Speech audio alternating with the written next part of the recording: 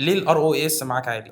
الرؤاز عموما هو متغير، بس الحمد لله لحد دلوقتي اللهم لك الحمد ما نزلناش عن 5 جنيه سواء او 5 ريال او ايا كان العمله، بفضل الله ما نزلناش اساسا عن 5 عموما. فالرؤاز يعني انت بتتكلم في 5 دايما الحمد لله. في طبعا 1000 ونص قلت لك عليهم وال20، فدي برضو حملات تانية الحمد لله محققين نتيجه كويسه، ومعانا 29 معانا كذا حمله الحمد لله. كل جنيه رجع ب 20، واللي رجع ب 1000 ونص، واللي رجع طبعا 1000 ونص ده انا قلت لك انا عندي ليه تحفظ، انت لو انا مش عامله انا مش هصدقه، فطبيعي اللي بيتفرج عليا ما يصدقوش يعني، مش هنزعل من حد. في ميديا بايرز كتيره بيتوقعوا نتائج، ليه انت ما بتتوقعش؟ لان المنصه نفسها ما بتتوقعش، انا هتوقع ازاي؟ شايف ان الويب سايت مهم؟ مهم، بدا يبقى مهم. يعني هو من سنه لو جيت تقول لي نعمل ويب سايت اقول لك لا، انما حاليا لا، لازم تبدا في ويب سايت، لان كل الحملات بدات تتنقل من الكونفرجن ويب سايت كونفرجن مسج سيلز، دلوقتي بتتنقل لكونفرجن ويب سايت سيلز. فانت دلوقتي عندك مرحله تنقل كويسه جدا، انت عندك شوبيفاي، عندك ايزي اوردر مصري، عندك وو كوميرس اللي هي تبع الورد بريس، عندك كذا حاجه ممكن تنطلق بيها بطريقه كويسه جدا يعني. بشكرك يا باشمهندس على وقتك الجميل ده. الشكر ليك طبعا.